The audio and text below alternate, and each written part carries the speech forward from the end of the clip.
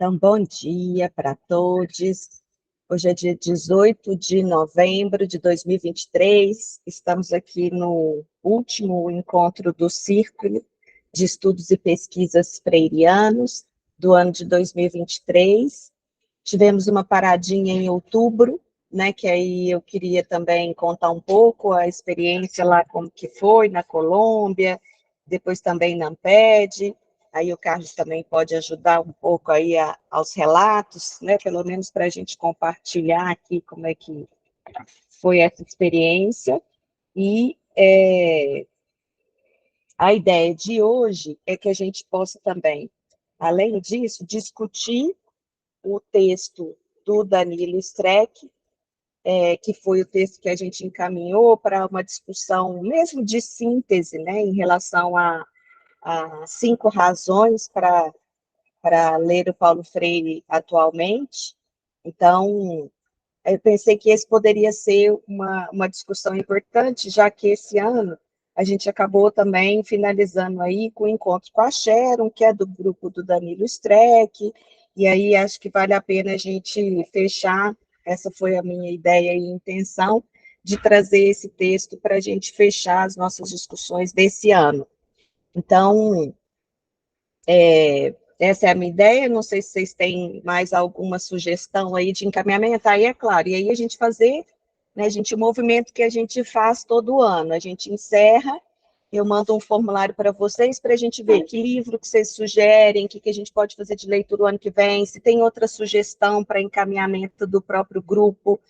Não sei se vocês lembram, mas em 2022 a gente teve como sonho, como projeto, que a gente fizesse um encontro presencial nosso, mas acabou que nós não tivemos, eu acho que é fôlego mesmo esse ano, né? Esse ano foi um ano muito corrido para a gente, eu penso que para todo mundo. Eu não tem uma pessoa que eu não encontro que a pessoa não diga como é que está exausta, como é que está cansada, né? Eu tenho conversado com algumas pessoas dizendo como é que isso é um pouco também a consequência desse processo que a gente viveu, né, com a Covid, com o isolamento, com as perdas, com o adoecimento, com a quantidade de trabalho. Então, acho que esse contexto não justifica, mas explica um pouco a gente também ainda não ter conseguido fazer o nosso encontro presencial. Acho que esse é um sonho que a gente vai ainda pensar na sua realização, mas não foi ainda em 2023, acho que a gente passa ele para 2024.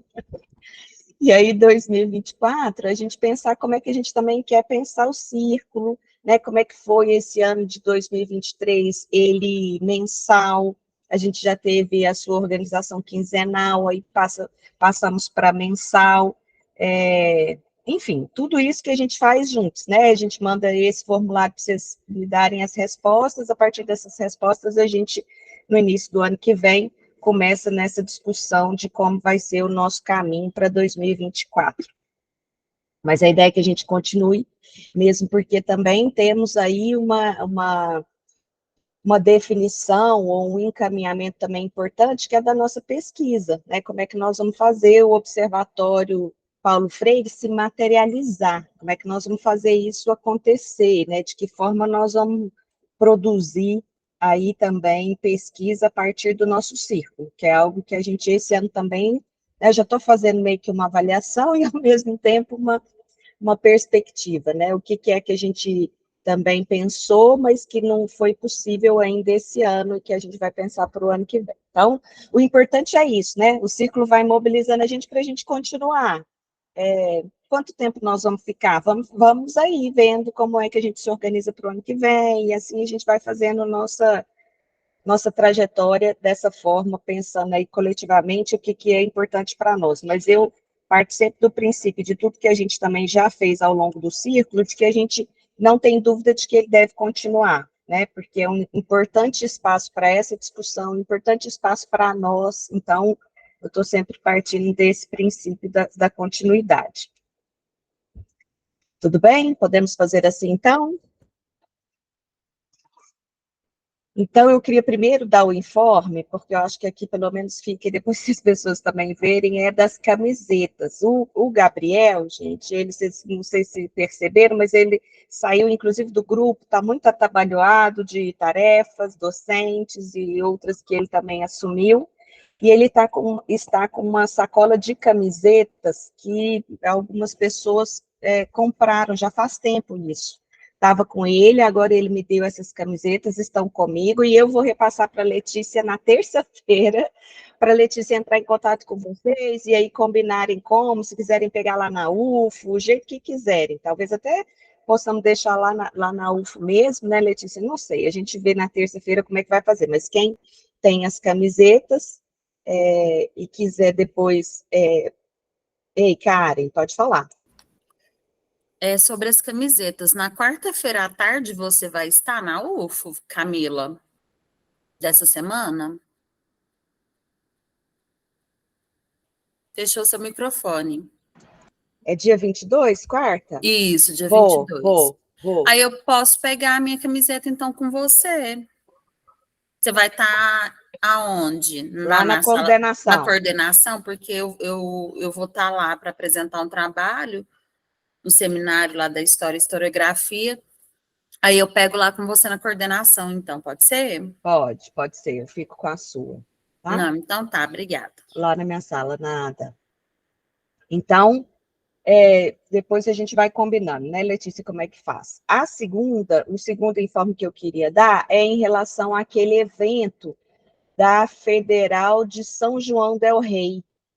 Lembra que eu mandei um e-mail para vocês, perguntando se vocês topavam, que eles estavam querendo fazer um evento até junto, e eu confesso para vocês que eu não sei se eu respondi para eles, assim, objetivamente, mas agora eles já mandaram o convite objetivo para uma roda de conversa, para a gente, vai ser online, no dia 16 de dezembro.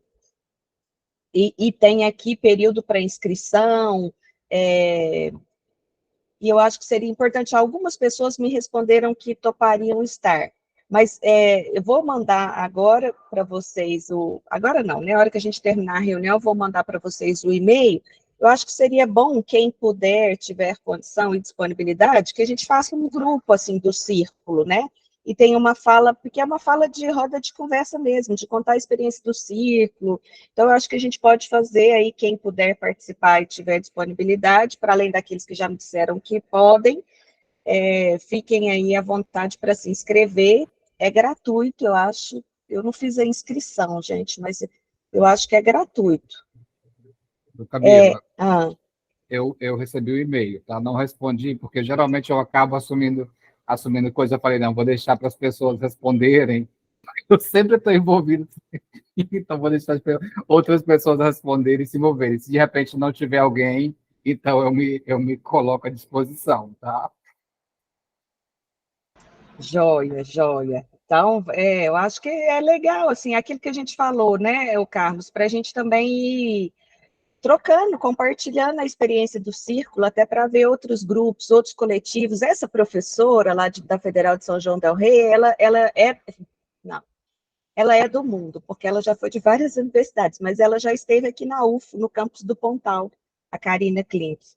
E ela agora está na Federal de São João del Rei. Então, ela foi para lá e criou esse grupo. Então, eu tenho um contato maior assim com ela e um desejo da gente continuar compartilhando, né, essas experiências e tal. Então,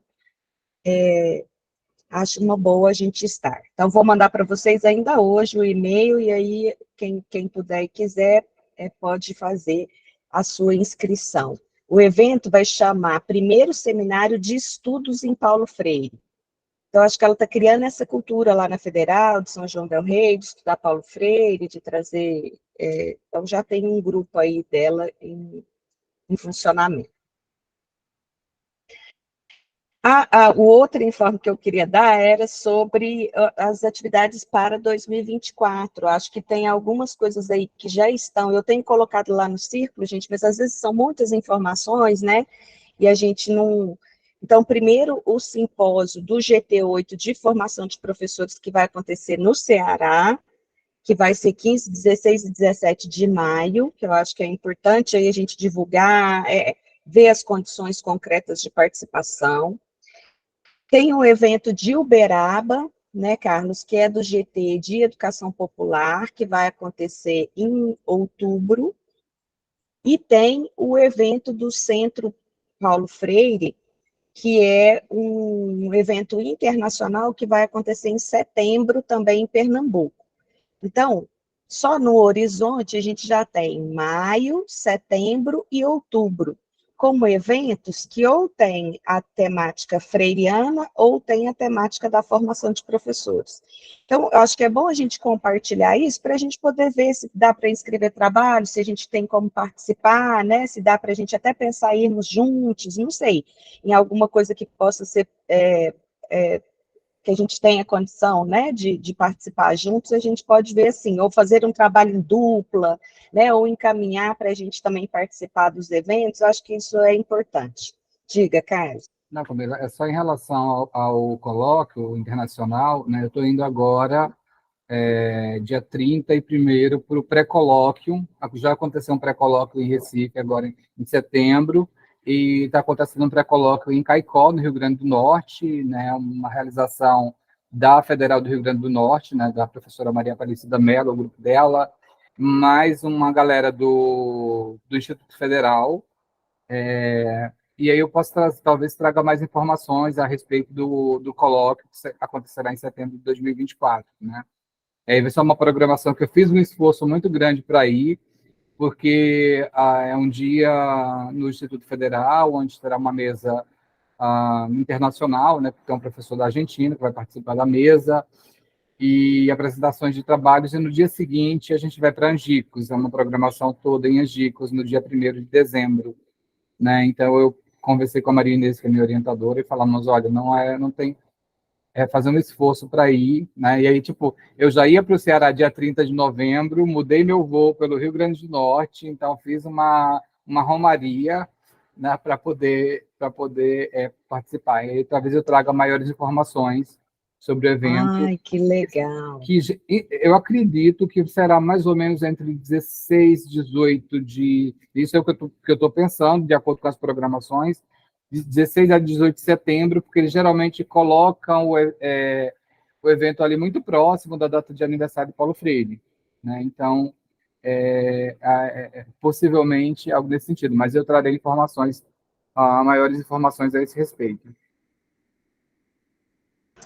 Joia, obrigada, Carlos. Tira foto de lá para nós e manda para a gente no grupo, para a gente ir vivendo junto com você essa experiência, assim, que deve ser muito legal, né? Na verdade, eu já tive lá na Federal, mas aí não foi um evento do centro, então eu tenho vontade de participar de um evento com eles também. Então, fica aí né, no horizonte essas possibilidades, gente, para a gente pensar a partir de 2024, o que a gente pode, talvez até pensar nisso, quem sabe a gente consegue todo mundo ir para Pernambuco e a gente faz o nosso encontro do círculo lá, né? Não sei, é uma possibilidade, quem sabe, da gente pensar para setembro do ano que vem. A gente comemorando 3 anos e comemora nesse evento. Ô, Camila, desculpa, né? Só uma sugestão, acho que caso não seja Pernambuco, a gente tem o evento da GT de Educação Popular em Uberlândia, né? Então a gente pode, como fica mais olhando para mais próximo, né? Então acho que fica mais, né? E só uma parêntese, né? Eu estarei participando, né? Participarei do evento e com certeza vou fazer referência ao grupo, tá? Ao CPF. Tá bom? Obrigada, Carlos. Valeu. É isso mesmo. Camila, o evento de setembro, você sabe a data certinha? Não, é esse que o Carlos vai lá no pré-colóquio e vai ver a data certinha, mas ele entende que pode ser setembro, perto do aniversário do Paulo Freire, que é 20. Então, 20 ou 19? 19, 19. Agora me deu. Então, deve ser ali, 16 a 18, 16 a 19, é mais ou menos próximo a isso. Mas ele, assim que tiver notícia mais concreta, ele fala com a gente, aí a gente vai vendo. Mas então tem esse, é isso que ele está falando, tem esse de Uberaba, talvez de Uberaba seja mais perto para a gente, né? E vai ser o GT de Educação Popular que vai fazer. Isso a gente descobriu lá na Amped. Aí eu já vou para a Amped, porque eu também não gosto de ficar falando mas é só para os informes, como a gente não teve outubro. A experiência da Colômbia, né, que eu queria compartilhar com vocês, foi uma experiência muito interessante. Eu acho que eu não conhecia a Colômbia, conheci dessa vez. Fui para uma região que é a região cafeeira da Colômbia, então, que é Pereira, a cidade, de uma universidade católica, uma universidade muito bonita, muito organizada, que tem um programa de mestrado e doutorado em educação e desenvolvimento humano. Na verdade, é pedagogia e desenvolvimento humano. Mestrado e doutorado. Então, eles fazem anualmente um evento, eu participei de uma conferência do evento, contei para as meninas, vou contar para vocês também, que, na verdade, depois de tudo, na universidade, para você sair, gente, é um exercício, porque tem muitos papéis, muitas justificativas, e mesmo a universidade a de lá que pagou tudo, mas mesmo assim é um processo. E esse processo, então, começou desde o início do ano, e assim, faltando talvez um mês para eu ir para a Colômbia, o John, que é o professor que me convidou, me manda uma mensagem falando: Camila, então nós definimos a temática do evento, e a temática do evento vai ser inteligência artificial. Aí eu falei: ué, mas então você errou, né? Não sou eu que você tem que convidar, tem que convidar outra pessoa, porque eu não sei falar de inteligência artificial, não estudo inteligência artificial, não é minha praia. Diga, Ricardo. Foi sem querer, desculpa. Não, tudo bem. Pensei que você ia falar: ai, que vergonha alheia, Camila. Não, faz parte, professora. E aí fiquei 15 dias quebrando a minha cabeça para saber como é que eu ia fazer, porque para mim não teria mais como, assim. Mas já estava tudo, né, tudo acertado, processo todo feito, e aí, enfim, o tema da minha fala foi um olhar freiriano, ciência, cultura e tecnologia. Então, eu falei um pouco dessas três categorias a partir de um olhar freiriano, e foi o que foi. E foi interessante por quê? Porque aí eles, na verdade, têm uma disciplina lá que chama, tem uma área temática, uma linha, eles chamam de linha de pesquisa, que chama o pensamento educacional, e outra o pensamento pedagógico. Nessas duas linhas, eles estudam Paulo Freire. Só que estudam Paulo Freire de uma forma muito, dentro de um contexto do pensamento educacional, eles veem Paulo Freire, né, como um dos pensadores. Então, conheciam alguma coisa, mas não tinham muitas referências, não tinha muito contexto, então foi interessante nessa perspectiva, porque aí depois da conferência, por exemplo, aí os estudantes de doutorado quiseram ter um encontro comigo para ver referência, bibliografia, como é que eles poderiam fazer. Esse encontro foi bem interessante, e depois eles fizeram uma disciplina condensada na sexta, no sábado e no domingo. Então, eu acabei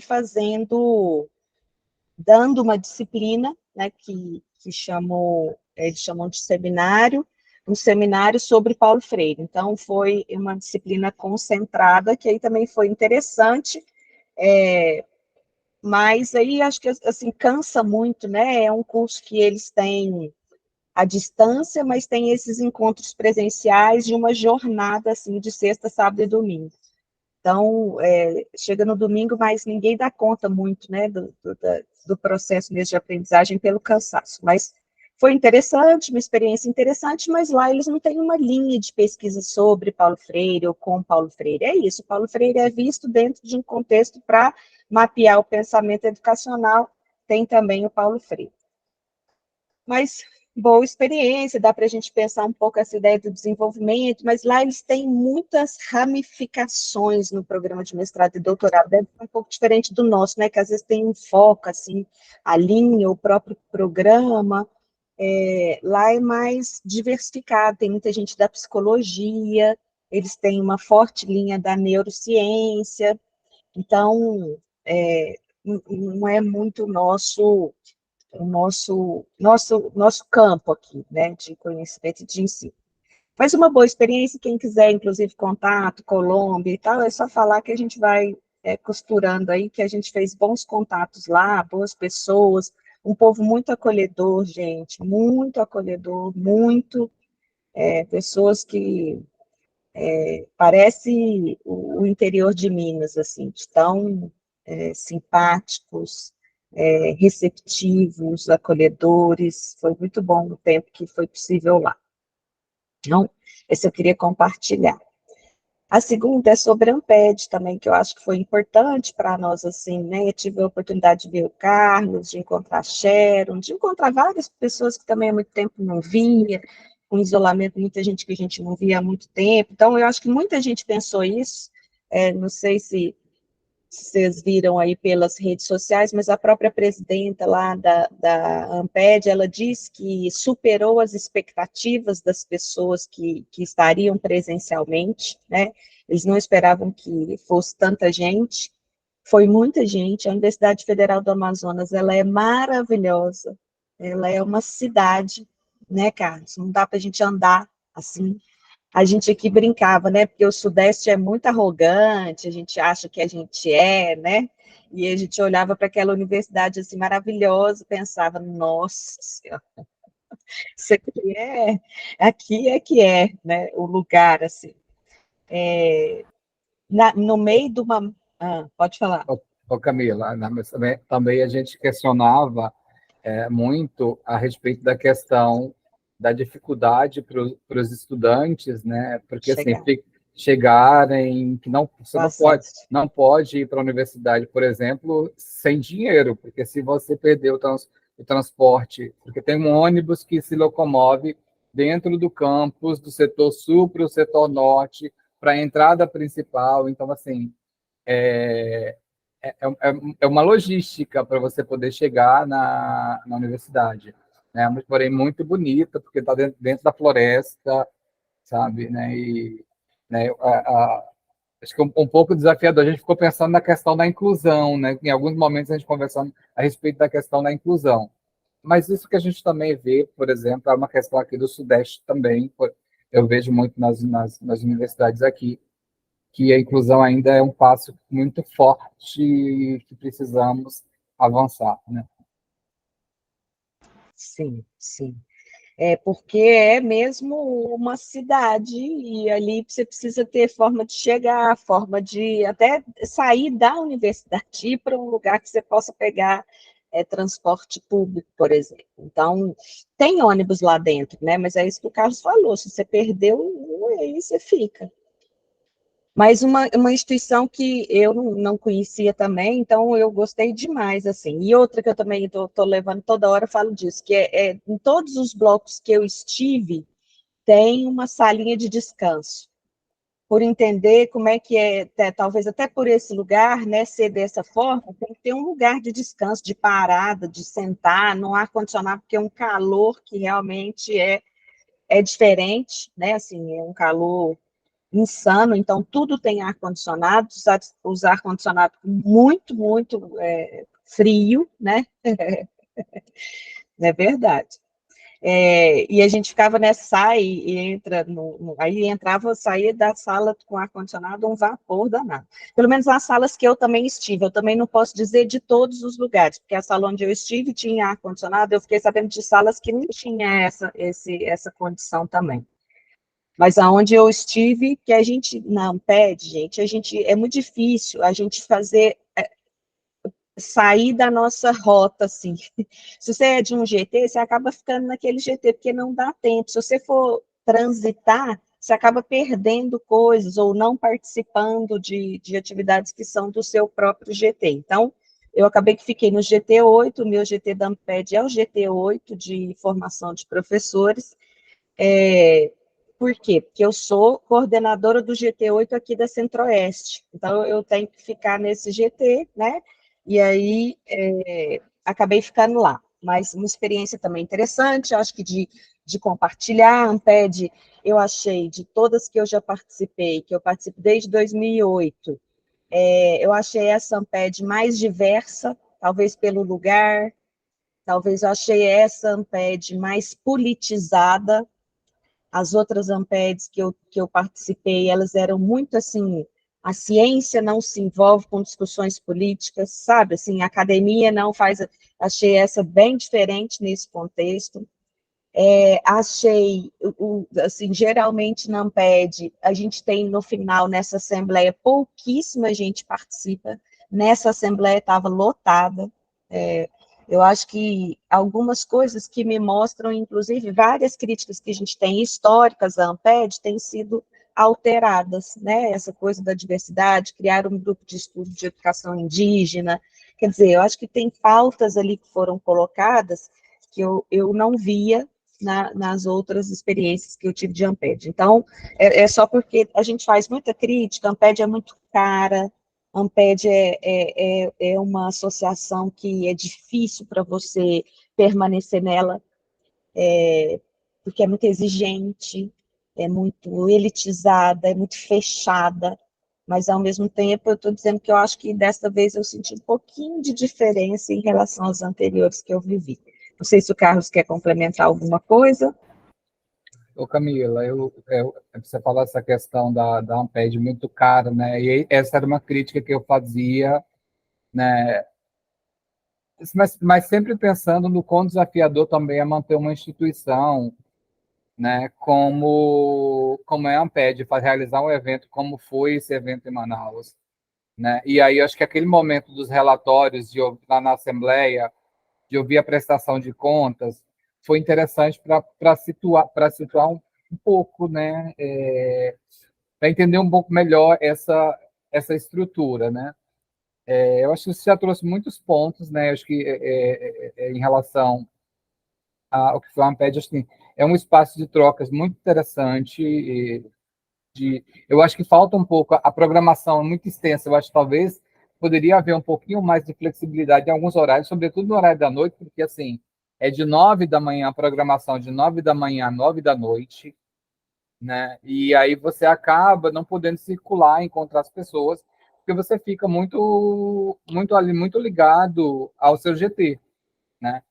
Eu, particularmente, eu estive entre o GT4 e o GT6 dessa vez, meu GT de origem desde 2018 é o GT6, é o GT de Educação Popular, e aí eu me arrisco a dizer que é um dos GTs onde mais se discute Paulo Freire, né? Pelo que eu andei lendo, pelo que eu andei, né, buscando, e eu apresentei um trabalho agora na Amped sobre as incidências do Paulo Freire no GT4 de didática na Amped Sudeste, que foi a regional da Amped que aconteceu no ano passado, né? Então, mas eu acho que é esse movimento de troca, e muito importante, eu sempre falava com algumas pessoas, para novos pesquisadores, né, para doutorandos, até no sentido que a gente ainda encontra algumas coisas que, assim, você meio difíceis, sabe? Algumas relações muito hierarquizadas, e eu sempre conversando com algumas pessoas, eu falava, olha, acho que a gente tem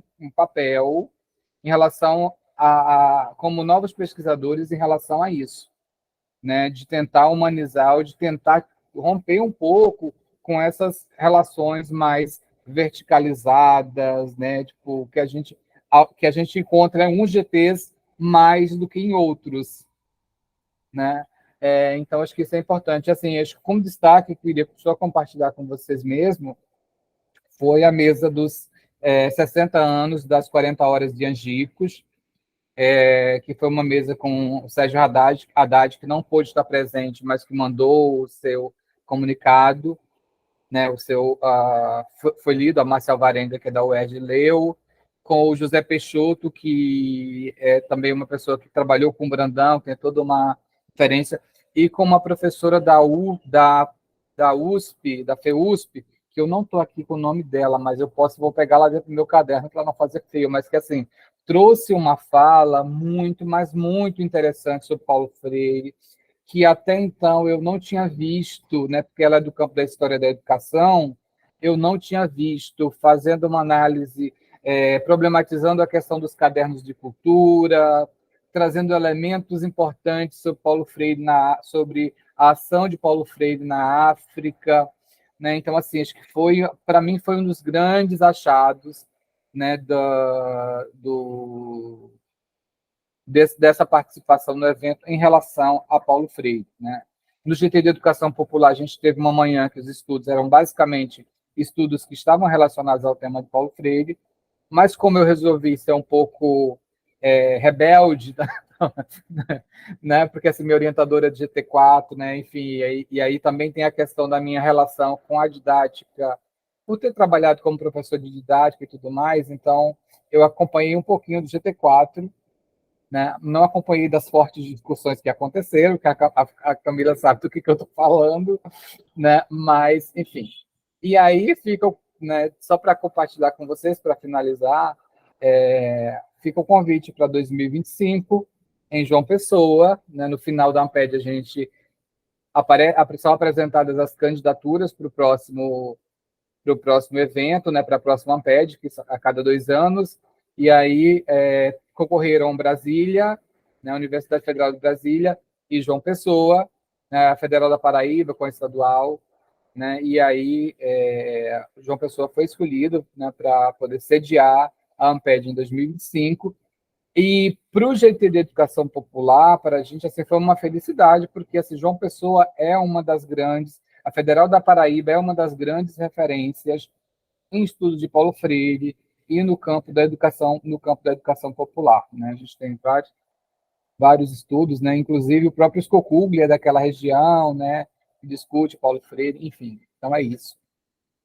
Como eu queria partilhar. Eu vou pegar o nome da professora, que eu não gravei. Perfeito. Que aí a gente também, ó, quem sabe ela pode ser uma para a gente convidar para o ano que vem, né? Um que eu estou querendo é o Tiago de Uberaba, que está querendo fazer o evento lá em outubro. E, enfim, aí a gente vai ver outras também sugestões de vocês. Pronto, acho que daqui era isso que eu queria dar de informe. Tem mais alguém que queria contar alguma coisa? Compartilhar outra?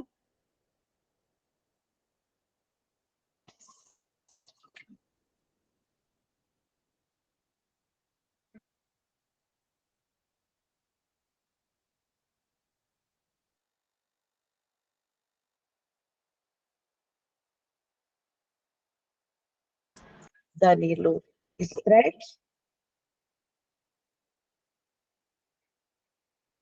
Pode ser? Lembra, a hora que você achar aí, Carlos, você fala. É.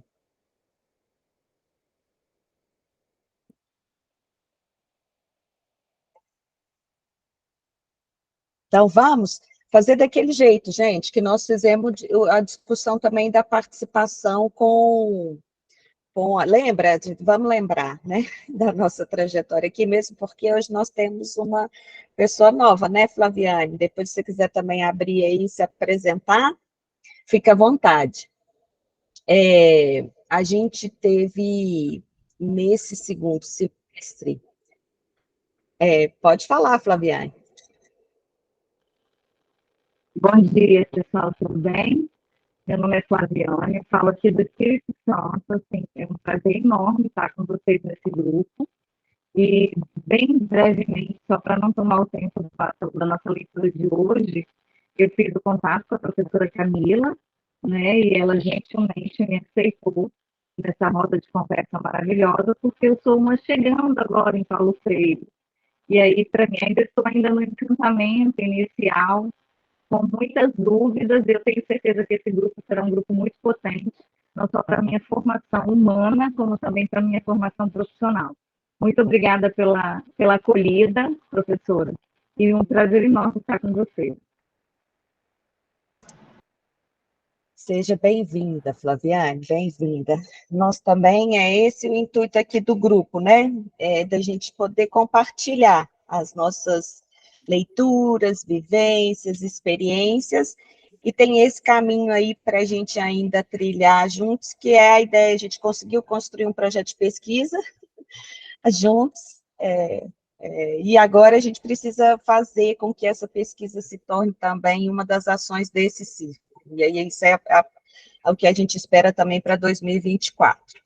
Então, fica bem à vontade, tá bem? Sinta-se aqui recebida e acolhida com carinho, com amor, com o nosso desejo de que seja para você o que também tem sido para a gente esse espaço aqui, um espaço de respirar junto. Esperança. Muito obrigada. Muito obrigada. Camila, você viu que eu postei aí, né? A professora Maurilane Bicas. Acho que é isso. Tá. Não conheço, tá vendo? A gente pode fazer a... Então, vamos pensar, vou anotar aqui, Carlos, para a gente poder pensar nela, até para a gente, talvez, chamá-la aí. Porque, vou só fazer a retrospectiva aqui mais uma vez, e nesse segundo semestre, especialmente, nós tivemos a oportunidade de trazer a Sharon, que é do mesmo grupo de pesquisa, que eu tenho falado com vocês, que são 2 materiais que eu acho que foram produzidos em relação a Paulo Freire, que eu gosto muito, que é o Dicionário Paulo Freire, que é pelo Danilo Streck, e outros 2 autores que eu nunca lembro o nome, o Arqueologia a Arqueologia de Paulo Freire também, que foi com o Sandro, e Danilo e Sharon, né, que foi aquele estudo das fontes do Paulo Freire, então, que eu também acho que é um estudo que nos ajuda a entender o Paulo Freire, e eu gosto muito da forma como eles pensam, como eles escrevem, porque é isso, né, gente? Talvez o movimento de síntese que eu estava pensando para o nosso círculo é a gente pensar qual é o nosso lugar nesse hoje, né? Nem sei se é tanta a quantidade quanto eu gostaria, mas nesse contexto de tantos grupos freirianos, ou de grupos freirianos, qual é o nosso lugar? Como é que nós, aqui nesse círculo, entendemos ser importante, por que é importante continuar ou estudar Paulo Freire? Acho que essa pergunta nossa, nós temos que também ir nos respondendo, né? Por que para este grupo aqui é importante? Quais são as razões que nos fazem continuar vivos, ou fazer com que essa reinvenção freiriana faça sentido para a gente? Acho que essas perguntas são importantes agora que a gente está com mais tempo no círculo, com mais, nos conhecendo mais, né, nos identificando mais, e continuando nessa trajetória, eu acho que a gente tem que tentar também nos responder essas perguntas, que eu me faço diariamente. Ela não é uma pergunta, uma resposta que ela vai terminar, né, ela é uma resposta que ela vai sendo também alterada ao longo do tempo, mas eu acho que isso é importante para nós, tomar essas decisões, né? E isso foi uma experiência que eu aprendi com esse contato com a Sharon, com o Sandro, com a própria leitura do Danilo, assim. Eles têm algumas falas que, para eles, enquanto grupo, já é claro, assim, né? Por exemplo, a gente fala de 2 momentos do Paulo Freire, o primeiro momento, o segundo momento. Quer dizer, algumas coisas que eles já tiveram e já foram aí construindo ao longo de muito mais tempo do que o que nós temos. Eu sei da nossa, do quanto nós somos recentes enquanto grupo e tudo, mas eu acho que já dá para a gente começar a pensar por aí. E a ideia de trazer o Danilo foi para a gente pensar nisso, assim, a partir desse, que eu acho que é uma provocação feita por ele, né, que ele elege aí pelo menos 5 razões, quais e como pensaríamos as nossas razões para estudar o Paulo Freire? O que Paulo Freire nos ajuda, né, a pensar, a refletir, não só a nossa realidade, o nosso contexto profissional, o nosso projeto de sociedade, o nosso projeto de educação, o que é que a gente entende, por que a gente entende ser importante estudar e continuar estudando Paulo Freire. Então, a ideia, para mim, era que a gente começasse dessa provocação, a partir dessas 5 razões aí que ele vai dizer da importância do Paulo Freire, inclusive Não sei se vocês vão fazer a minha impressão primeiro, mas a minha impressão é de que eu queria mais. Não sei, parece que quando a gente lê um artigo, né? Agora eu estou com alguns que eu preciso, inclusive, dar parecer, eu sempre quero mais, assim, parece que o artigo não dá tempo da gente aprofundar em alguma coisa, né? É uma passada de olhos de algumas temáticas, assim. Então, eu senti vontade, talvez, de ter oportunidade de aprofundar algumas coisas ali, mas eu confesso para vocês que eu acho que as 5 razões eleitas por eles, uma delas, que é o que me chama a atenção, que é essa ideia do ponto de partida ser o ser humano, né? O ponto de partida, o ponto de qualquer jornada no campo educacional implica você pensar que humano você é e que humano você quer formar ou que humano está em processo de aprendizagem. E aí agora eu paro de falar e deixo com vocês para vocês também apontarem as percepções de vocês em relação ao texto.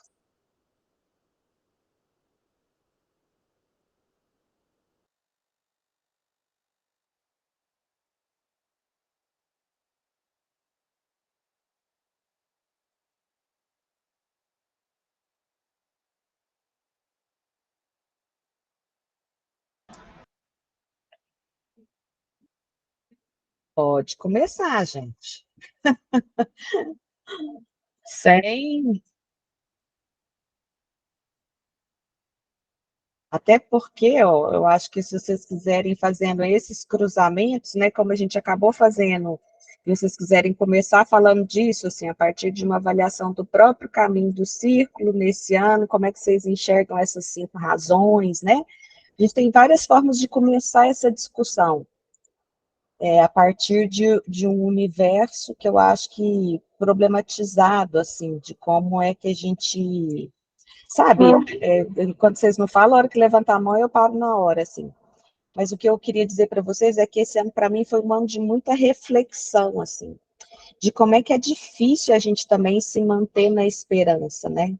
Como é que é difícil a gente continuar, porque não é fácil mesmo esse processo. Tem hora que a gente, quando a gente fala, né, quando a gente discutiu lá o termo participação, vou retomar também o termo participação do artigo que a gente leu com a Sharon, que participação é essa, né, que nós, nessa sociedade, entendemos ser, o que é que significa numa democracia essa participação freiriana, como é que ela é uma participação comprometida com o projeto de sociedade, e como isso tudo, quando a gente fala, né, e quando as pessoas classificam Paulo Freire nesse lugar do idealizador, do sonhador, fica parecendo que isso é tudo muito simples, ou viver nesse lugar da idealização, ou de um projeto diferente de sociedade, de luta, de transformação desse processo, parece que é um processo que não está no real. E quando a gente está no real, no concreto, isso provoca na gente muitos conflitos, porque a gente vive muitas contradições, né? A gente discutiu um pouco lá, né, no último encontro que nós tivemos também com esse grupo, era a ideia da conscientização. Existe um momento em que o humano chega numa consciência plena. Isso não existe, isso é um processo também que o tempo todo nós estamos nos conscientizando porque a realidade vai implicando novos níveis de consciência. Então, da mesma forma, isso é um processo que é exigente com a gente, né? É exigente com essa ideia de manter, de estar na esperança o tempo inteiro, de estar consciente, porque tem hora, não sei vocês, mas tem hora que, por exemplo, eu falo, eu hoje, essa semana, vou me manter mais ausente das redes sociais, essa semana eu vou ver menos jornal, essa semana eu vou ver menos isso, porque parece que eu preciso talvez aí até me dar um tempo para lidar com um tanto de coisas que não é simples, não é fácil da gente lidar, né? Carlos levantou a mão. Camila, eu me senti um pouco provocado, né, porque assim, quando tu começa a falar da questão da conscientização como processo permanente, eu lembro que com Founders, né, por uma pedagogia da pergunta, e também com Miles Orton e o Caminho se faz caminhando, eles acabam trazendo essa questão, né, de que a gente primeiro que a gente não consegue dar conta de tudo, né, depois de que o processo, as mudanças são constantes, né, e acho que o Streck, inclusive, traz um pouco essa discussão para a gente pensar como trabalha esse humano dentro desse contexto. Ele traz a questão da biologia, né, e traz a questão da digital, né, como lidar, né? E aí, tipo, meio que assim, tudo que a gente talvez já soubesse, já tivesse em termos, formulado em termos de conscientização, você precisa reformular. Você precisa pensar, eu trazia um pouco dessa discussão no GT Educação Popular. Que popular é esse que a gente tem hoje? O que é ser popular hoje? Né? E aí a gente tem, por exemplo, a apropriação de alguns conceitos que até então a gente trabalhava numa perspectiva crítica e que hoje a gente precisa rever. Hoje você precisa, quando você vai falar de engajamento, você precisa de definir que engajamento você está falando. Né? Quando você vai falar de transformação, você precisa definir a serviço de quem está essa transformação, por quê, para quem. Né?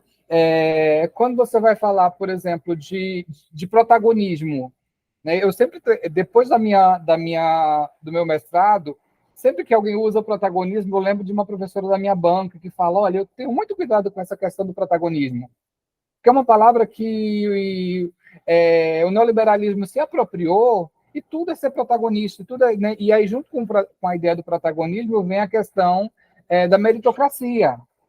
Né? E aí você vê hoje, por exemplo, a questão do empreendedorismo, né, que acabou entrando nas escolas de uma forma, né, acho que vocês, quem está em sala de aula, quem está acompanhando, vivenciando isso, pode trazer isso com maior clareza. Mas o que eu queria, por que eu falei tudo isso? Porque já na página 1, o Streck traz, na página 3, aliás, né, o Streck fala de uma coisa que acho que é fundamental, né, que é a questão da complexidade do processo pedagógico.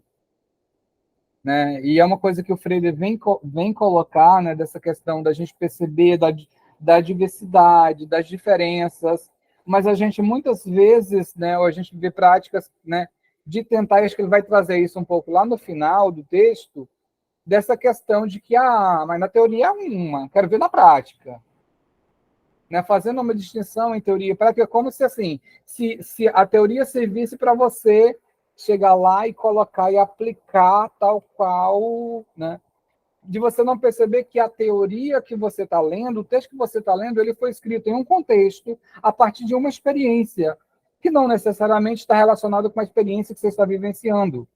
Então, que a teoria ela possa servir ela possa inspirar, ela possa possibilitar você reinventar, não copiar. E aí fica, mas eu quero ver isso na prática. Né?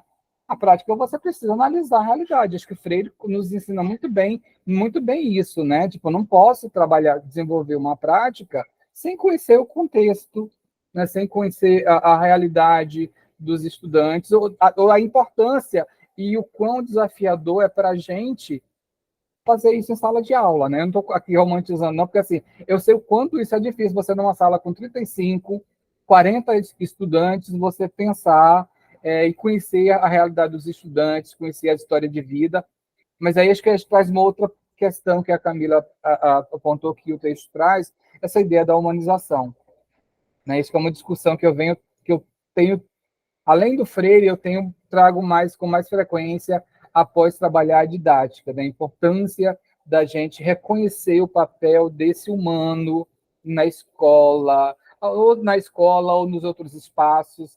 Né? E eu acho que, assim, olhando para o círculo, mesmo com as questões que a gente tem em relação à distância, né, estarmos através das telinhas, mas eu acho que a gente tem construído, criar um pouco desse, né, desenvolver esse humano, percebendo que é possível, mesmo com as distâncias, mesmo, né, da telinha e tudo mais, mas a gente olhar com sensibilidade para o outro. Né? Eu posso dizer isso a partir do momento do encontro com a Camila lá na Amped, acho que foi, né?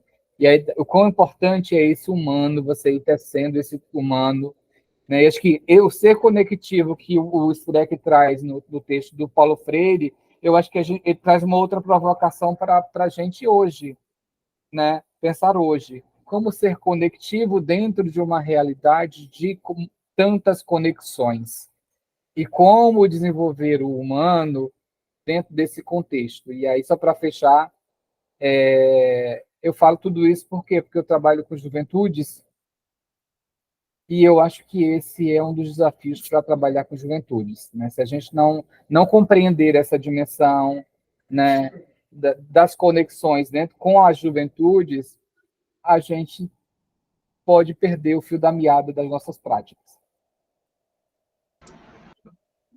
Adriana. Bom dia, professora linda, maravilhosa. Colegas, bom dia. Carlos, a sua fala foi tão inspiradora, porque eu trabalho com a infância. E quando você fala, né, dessa questão da juventude, e o texto ele é muito instigante nesse aspecto, né, do que é esse coletivo, e principalmente lá na infância, porque se a gente não cuida da infância também, nessa perspectiva, a juventude é o resultado desse não cuidado lá na infância. E eu, como professora de estágio, né, das alunas de pedagogia na educação infantil, eu estou muito próxima da escola. Meu cotidiano hoje é na creche, onde a gente faz, a escola campo, onde a gente faz as intervenções, as observações. E, por outro lado, também, eu fico vendo a dor e o sofrimento das professoras da educação infantil, o quanto elas se sentem abandonadas pelo próprio sistema educacional imposto a elas, né, numa perspectiva, assim, do mercado, né. Então, para vocês terem uma ideia, aqui a prefeitura agora, ela quer instituir o vestibulinho para as crianças do ensino fundamental 1. É um absurdo, né? Então, assim, e não existe uma construção de espaços de brincar para as crianças, né? Você imagina você construir um espaço de aprendizagem através da ludicidade. Ludicidade está virando palavrão.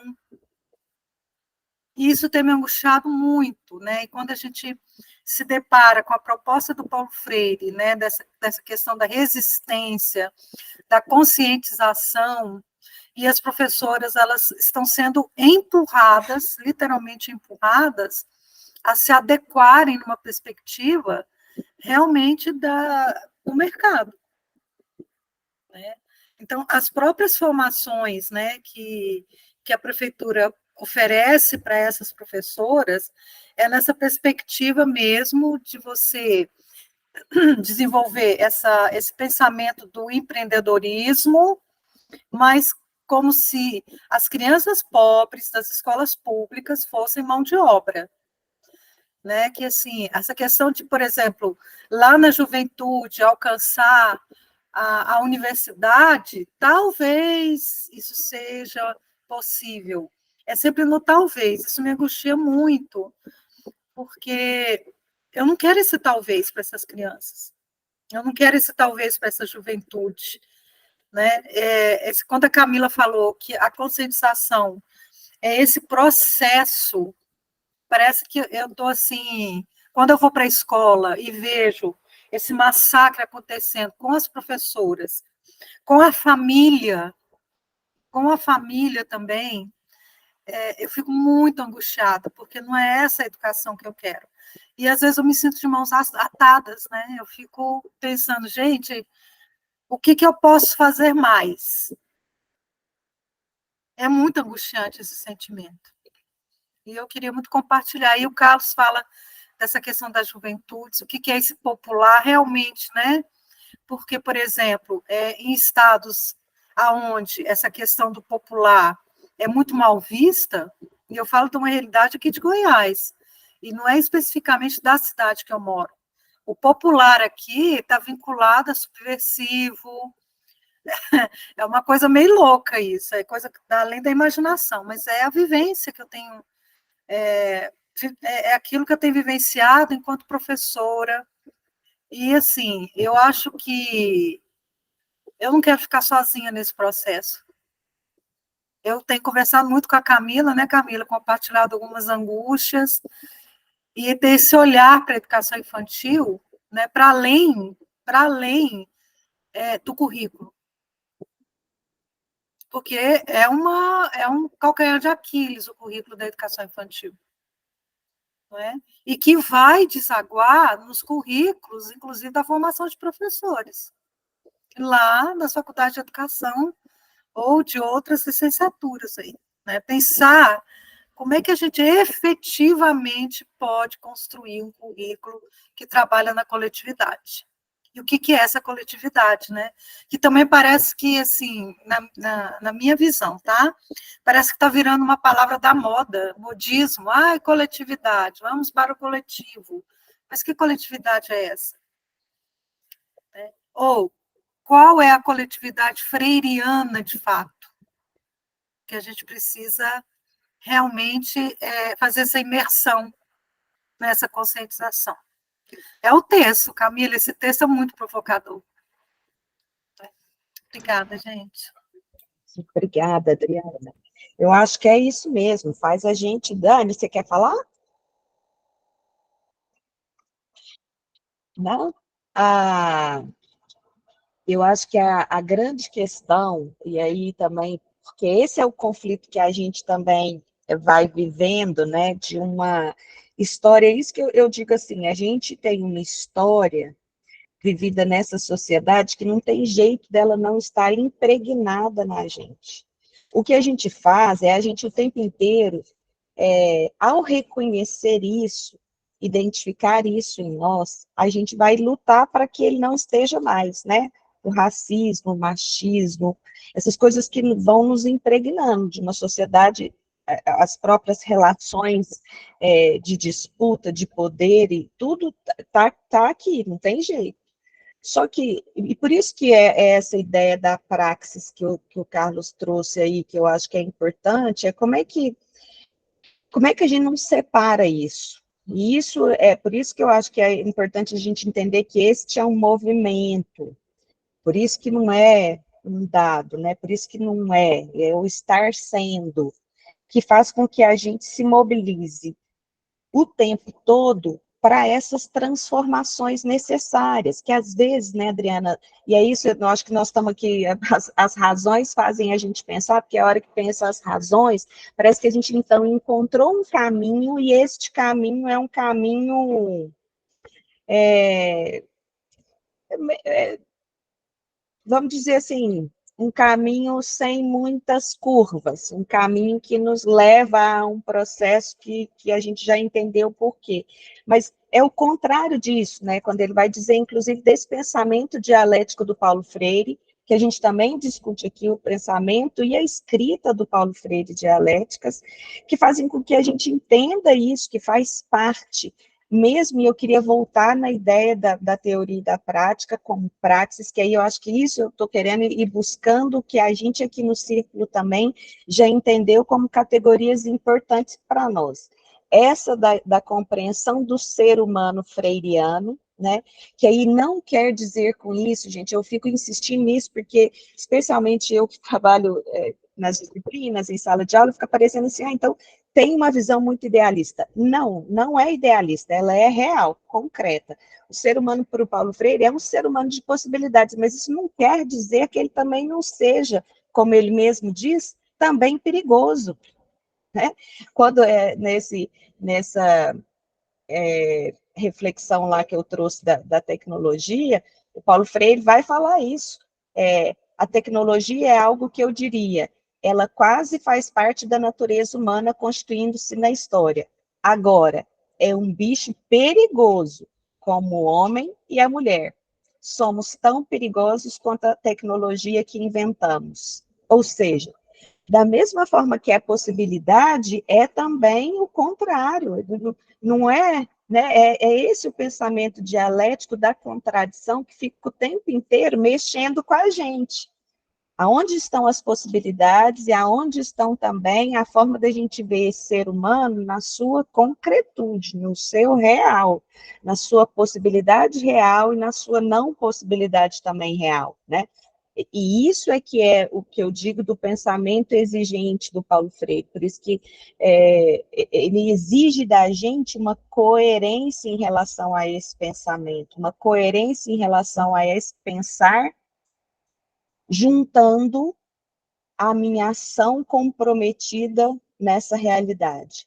E isso não é simples, porque aí a gente passa a fazer um exercício que é isso que a Adriana falou também, e Carlos também, né, que é um exercício de cobrança imediato. Então, o que eu estou fazendo? Qual que é a minha participação nisso? Eu enxergo essa realidade e faço o quê em relação a isso? Como que eu lido com esse contexto a partir da forma como eu penso, as possibilidades de transformação e de mudança? O que de fato é real? E eu ainda vou colocar mais uma pitada aqui na nossa discussão, que eu não sei se é o sentimento de vocês também, mas que ao ler e pensar a partir do texto, é essa ideia de que nós vivemos 4 anos muito difíceis, né, a partir de um governo, tem várias referências para dizer, mas um governo de extrema direita, né, que caçou direitos, caçou gente, que a gente tinha receio de falar determinados assuntos, aspectos, não sei se vocês lembram disso, mas a gente, na eleição, nós ficamos 2 meses sem colocar nossos vídeos na internet, porque a gente entendeu que era melhor não fazê-lo, para não... porque tinha gente que poderia ter algum problema, né? Então, veja o que nós vivemos, né, recentemente, né, da gente ter que esperar para publicar um vídeo por receio daquilo que poderia vir em relação a isso. E vocês pensam, né, eu quero contar aqui, porque eu não sei se todo mundo sabe, aquela atividade que a gente faz com Café com Paulo Freire, que é com várias pessoas, uma colega da Federal de Viçosa, a própria Sharon, uma colega da Federal de Ouro Preto, é um grupo que se reúne para discutir Paulo Freire a partir de um convite da Liana Borges, e a gente tem feito aí esse trabalho uma vez por mês, eu acho que eu compartilho lá no Círculo, vocês também devem estar acompanhando isso. Mas no último encontro que a gente fez, na terça-feira, é uma vez por mês, e foi na terça-feira, se não me engano, dia 7 de novembro, nós tivemos uma invasão de hackers. Eles invadiram, começaram... Dani, nunca tinha visto, assim, vivido. Eu já tinha escutado falar, isso já tinha acontecido, tal. Mas vivido, eu nunca tinha vivido pessoalmente. E é muito, assim... invasivo mesmo, porque eles chegam, eles vão, é uma coisa coordenada e a gente não sabe muito bem o que faz e tenta tirar, a pessoa não tira, de repente começa aqueles vídeos pornográficos a aparecerem, e enfim, foi um momento assim, ficar meio consternados todos com isso, mas depois a gente conseguiu voltar, conseguiu retomar, conseguiu tirar da sala e continuamos o processo, mas vejam que do que vivemos e do que ainda estamos vivendo, né, de um governo que tivemos nesse Brasil e que reafirmamos a nossa esperança com uma eleição democrática, com um governo democrático, fiz campanha para o governo Lula, acredito que seja a melhor opção para o Brasil, mas é um contexto muito difícil. Porque não é só, né, não foi só vencer as eleições, ainda temos um contexto muito difícil de convivência, né, no próprio Ministério da Educação, vocês estão vendo aí as disputas, como é que os empresários da educação já tomaram conta de várias questões ali no campo da educação, então, e a sensação que me dá é que a gente ficou esse tempo todo na disputa, mas ainda... porque era muito antagônico ao que a gente queria, e agora nós também estamos tendo que reaprender como é que a gente faz a disputa num campo democrático, né? Aonde até onde se vai, eu tenho vivido um pouco isso nesses campos que eu também participo, assim. Também não podemos, porque fica sempre o receio de um retorno ao que é, na verdade, para nós, nesse campo que eu vou chamar de esquerda, sim, é um projeto de sociedade que é antagônico àquilo que a gente acredita, mas e aí agora também como fazer esse processo com um governo que está no nosso campo, né, que também não está fácil. Por quê? Porque a gente sabe que as forças, aí é isso que a Adriana falou, do mercado, do capital, estão aí, né, e estão exigindo seu tempo e seu espaço na mercadoria que virou a educação durante esse tempo, especialmente com esse grupo que teve no poder no Brasil. Então, isso também é um caminho que, sabem, a minha sensação é essa, a gente vai, aí depois a gente retrocede, porque a gente fica com não vamos tanto, não, temos que retroceder, não, porque nós é do mesmo tempo, nós temos que dar apoio, nós temos que entender que é melhor assim do que sem, e fica uma coisa meio, sabe, não sei como agir, não sei como fazer, não sei como, o que podemos ou não dizer, até onde vamos, né, e isso deixa a gente também num papel muito inseguro, talvez, acho que essa seja a minha impressão, não sei se vocês sentem isso. Carlos pediu a palavra. Não, Camila, porque você trouxe em relação à invasão, eu quero só, eu já conversei contigo, né, mas só para trazer para o grupo que, assim, em menos de um mês, eu não tinha presenciado durante a pandemia nada em relação à invasão, alimentos, mas em meados de outubro, eu não posso precisar a data agora, nós estávamos num grupo para discutir Bell Hooks, né, e também houve uma invasão, né, e aí o grupo, as coordenadoras, elas fecharam o grupo rapidamente, né, e aí foi uma diferença entre um e outro, né, até eu comentei com a Camila, falei, acho que a gente não pode simplesmente parar, porque é justamente o que eles querem, né, a gente tem que fazer esse trabalho de tentar tirar todo mundo da sala, né, e é uma ação articulada, você percebe que enquanto tem pessoas no chat, né, bombardeando informações do chat, tem outras utilizando os espaços de voz,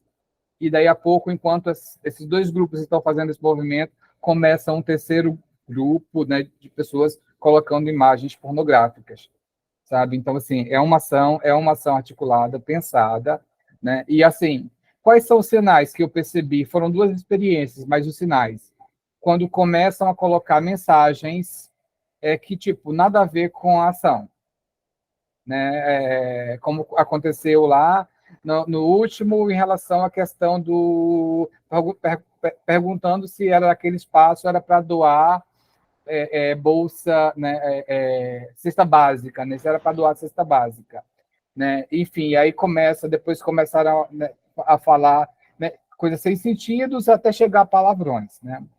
No outro evento que aconteceu no Bell Hooks, já foi direto com palavrão.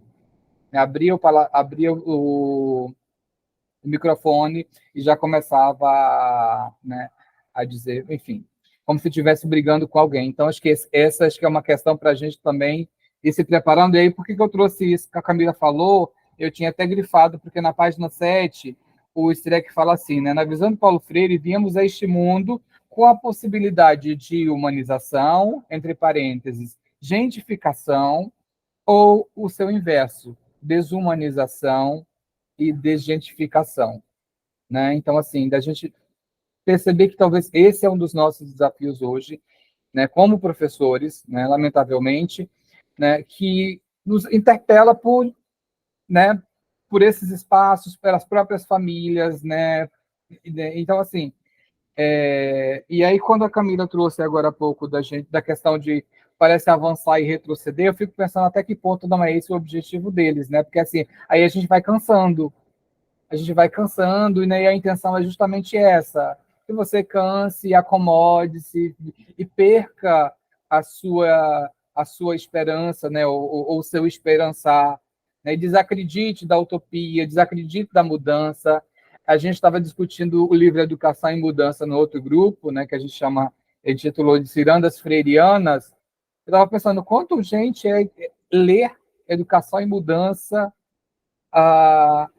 talvez anualmente ou periodicamente, para a gente pensar, está sempre, né, que educação e que mudança, né? E aí eu só queria, para não me prolongar, né? Pensar que, acho que o Streck foi muito feliz, né? Que ele faz uma síntese logo no início, quando ele traz, né, os diferentes panoramas pedagógicos contemporâneos. E ele traz justamente no final a perspectiva das competências. Né? E eu fico muito inquietado com isso, porque, assim, como eu já falei aqui em outros momentos, na minha licença que eu tive da educação, eu passei um período na área de gestão de pessoas, né, na área de recursos humanos. E a gente se falava muito sobre o chá, sobre as competências, habilidades e atitudes e etc e tal, para poder as pessoas desenvolverem melhor, para poder motivar e etc e tal, né? Isso lá no início dos anos 2000 e que eu vejo hoje na educação, assim, um gerencialismo muito forte. Não que seja ruim gerenciar, é importante, mas é uma coisa muito de fato a administração, o campo a educação está extremamente impregnada, sobretudo a gestão, né, o currículo, pelo campo da administração, né? E acho que o Streck nos convida um pouco a pensar a relação a isso, né? Porque a gente teve uma influência da psicologia, como é que a educação vai sendo influenciada ao longo do tempo, e nesse momento a administração, ela está na BNCC, ela está nos nos expositores das escolas. Quando você chega na escola, entra. Eu falava para os meus alunos de estágio, quando eu estava professor substituto, olha, chegar na escola, a primeira coisa que vocês façam, olhem o mural, ou aquele expositor, né, como queiram chamar, aquele expositor que fica na entrada. Porque ali você tem toda a informação técnica, financeira da escola, isso reflete o quão, né? E aí o quão é desafiador também para os gestores, né? Também para os gestores, né? E, enfim, então é uma coisa assim muito muito bem tecida, muito bem pensada, meio que para enfraquecer a nossa luta, que se junta com esses ataques cibernéticos, né, que a gente tem. Enfim, é muita coisa. E por isso que quando a gente faz agora, né, nesse projeto que a Letícia tem me acompanhado aí, da gente discutir uma proposta de escola integral, com princípios freirianos e tal, a pergunta da diretora foi essa, mas o Paulo Freire consegue ser palpável? A gente consegue transformar isso numa coisa real, concreta? Porque a fala, claro, eu aqui estou reproduzindo, né? Mas a fala dela foi um pouco isso, assim, eu gosto do Paulo Freire, eu não tenho nada contra Paulo Freire, mas, assim, dá conta de me dizer como é que eu vou fazer aqui na realidade? E isso é tão interessante da gente pensar, né, gente? Porque é isso que me move muito a dizer o tempo todo. O Paulo Freire, por isso que eu não concordo com a ideia de método, não concordo com a ideia de modelo, eu concordo com Paulo Freire ser um pensamento, porque é o pensamento que mobiliza a nossa ação, e que, infelizmente, a gente já discutiu isso há algum tempo, na educação a gente quer muito como que eu faço, o que eu faço, como que eu faço, e a gente tem que entender que esse como é uma criação a partir de um contexto, mas é importante que eu tenha o pensamento de que ser humano, de como eu quero pensar a partir desse ser humano, de que é que vai mobilizar a minha ação concreta em relação a esse ser humano, mas por isso que eu não vejo como a gente dissociar, não tem jeito de você ter um como sem pensar no porquê, sem pensar no para quê, sem pensar o que me move nessa ação, como isso é importante nessa ação, por que eu estou fazendo isso. Agora,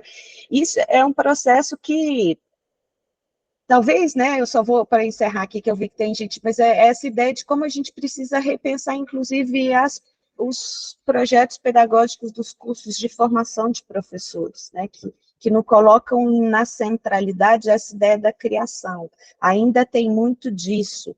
Qual é a competência, qual é a habilidade, qual que você coloca lá no planejamento. É uma coisa que eu fico, às vezes, assustada de ver como é que a gente ainda se prende a um tecnicismo que aí é difícil da pessoa entender que é um exercício criativo, ser professor e ser professora, né?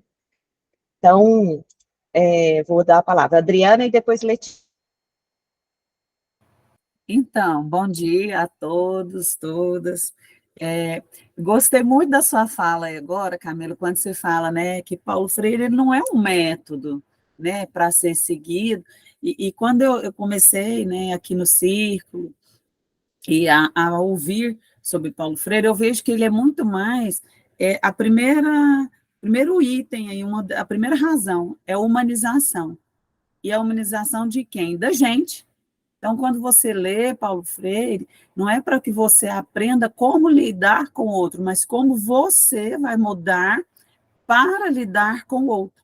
E a gente que está em escola aí, né, a gente tem muito essa frase de, há poucos dias eu falei muito isso no início do ano, a gente vem de uns tempos conturbados. O ano passado a gente usou muito o argumento de que não, nós estamos num ano pós-pandemia, então tudo vai demorar a se assentar, e esse ano a gente veio num ano pós-política, né, pós-mudanças de governo. Quando é que isso vai se assentar? Foi um ano também conturbado para todos nós, devido a todas essas mudanças. Sempre que vem um ano pós tantas coisas de modificações, de divergências, é difícil. E eu gostei do texto quando o primeiro item lá ele fala que a primeira razão, humanização. E aí, no início, a gente sempre falou, no início de ano, gente, se Paulo Freire estivesse aqui, como ele pensaria? Porque ele ia enlouquecer com certos pensamentos nossos, de professores. Tem professor que ele deixa de ser humano, às vezes. Quando ele pega um aluno que é difícil e não consegue olhar para aquele aluno como ser humano, mas como o aluno que dá trabalho, que precisa ser colocado para fora, um aluno que precisa ser mandado embora, que precisa ser transferido para um outro turno, porque ele não se encaixa, não se adequa. Onde é que está a nossa parte humana? Onde é que fica, né? Eu gostei muito do texto, ele vem falar sobre isso, sobre se reinventar, sobre conectar, né? E ele faz essa colocação. E é tão interessante que a cada dia, né? Eu ainda estou engatinhando muito nesse. A Adriana colocou aí, a outra Adriana, que está aprendendo, conhecendo. A Flaviane também colocou. Eu também. Porque a cada dia que eu leio alguma coisa de Paulo Freire, ou que eu ouço vocês dizerem, né, que já tem mais experiência sobre, falar sobre ele, é um orgulho muito grande. É um orgulho muito grande. Você perguntou quem acompanhou aí nas redes algumas coisas, né, de vocês nos congressos, eu sempre acompanho e penso, nossa, esse é um educador, você, o Carlos, o Tiago, são educadores para a gente seguir como influencer, digitais influencer para a gente, porque vocês foram onde buscar, você foi, né, tão longe para debater sobre, para falar sobre, e isso nos inspira. E essas pessoas, tive a oportunidade de fazer o mestrado com o Tiago Zanqueta lá de Uberaba, então a gente pensa, é um orgulho tão grande você conhecer essas pessoas, e a que ponto essas pessoas não influenciam tanto quanto outros MCs aí que não levam a nada. E eu me preocupo com a mídia nesse sentido, mas ao mesmo tempo fico feliz da gente poder ter um momento como o de hoje, partindo de uma mídia, né, de uma conectividade, de uma rede social, para aprender, para buscar conhecimento. E Paulo Freire, eu acho que ele nunca, né, vai ser simples, né, no sentido de aprender, porque é sempre uma aprendizagem. Se você já teve dificuldade para falar sobre Paulo Freire no congresso, imagina nós, né? Fico feliz aí. Mas é isso, eu penso que nós, educadores, devemos buscar no Paulo Freire essa questão de querermos sermos, né, ser mais humano, e não querer pegar ele como um método e aplicá-lo. Então, quando você muda você, aí sim é capaz de você mudar o seu entorno ali. É essa capacidade. E eu uso muito essa expressão, gente, como é que eu posso fazer melhor? Eu posso ser um ser humano melhor aonde? Como? Né?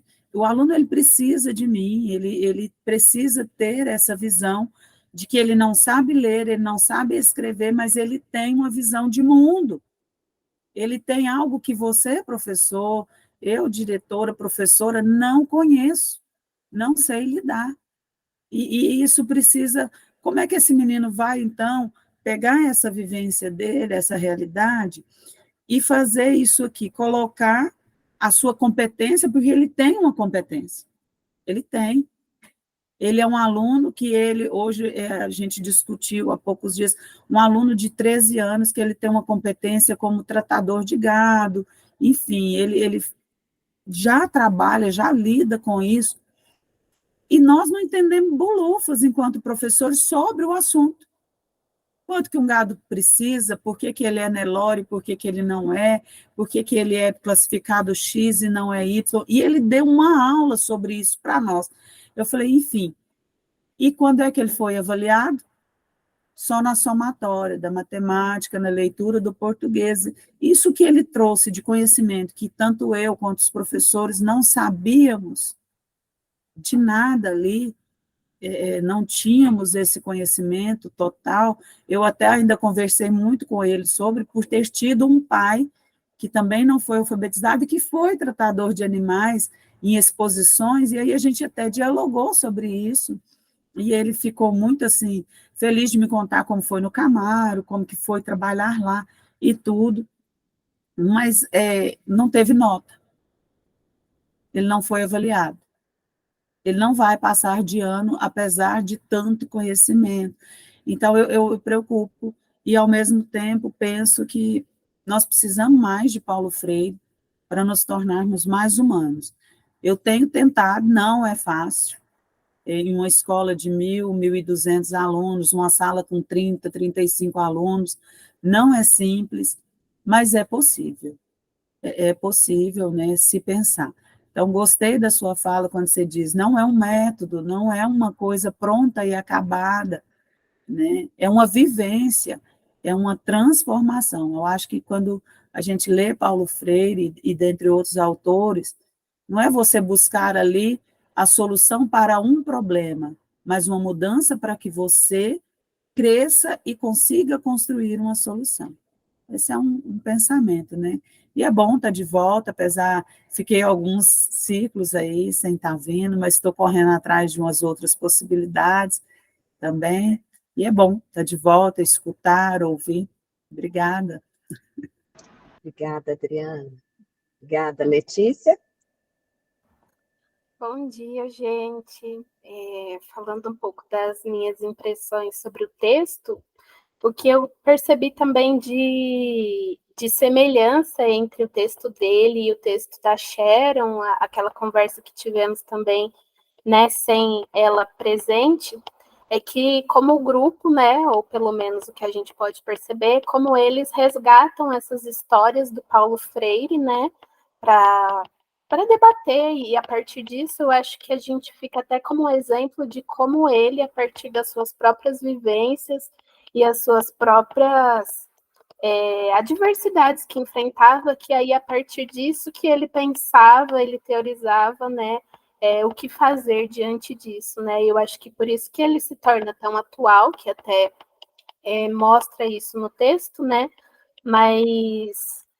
E fica um convite também, né, porque não existe uma fórmula pronta, não existe uma resposta, né, um caminho, uma fórmula a ser seguida, mas a partir das nossas adversidades, né, e aí que a gente vai reconstruir, teorizar, pensar novas possibilidades de mudança, e que mais para o final do texto ele também traz, né, essa questão de que depois de que a palavra é colocada no mundo, as pessoas, a partir das suas próprias leituras, a partir da sua própria realidade, que vai interpretar aqueles escritos, né, que fazem parte, que fazem sentido, né, para a realidade de cada um, para cada um poder se transformar, para cada um poder criar a mudança na sua própria realidade, né.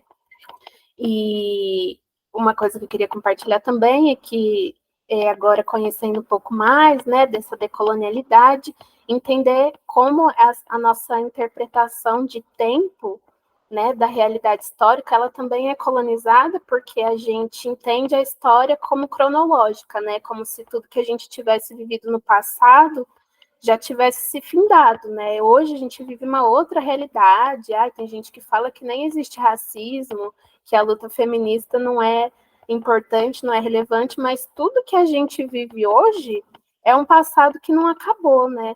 Então, por isso também que ele se faz atual, porque o que ele vivia, o que ele falava na época em que viveu era a partir da própria praxis, mas de condições que a gente ainda vive hoje que nunca acabaram, na verdade, né?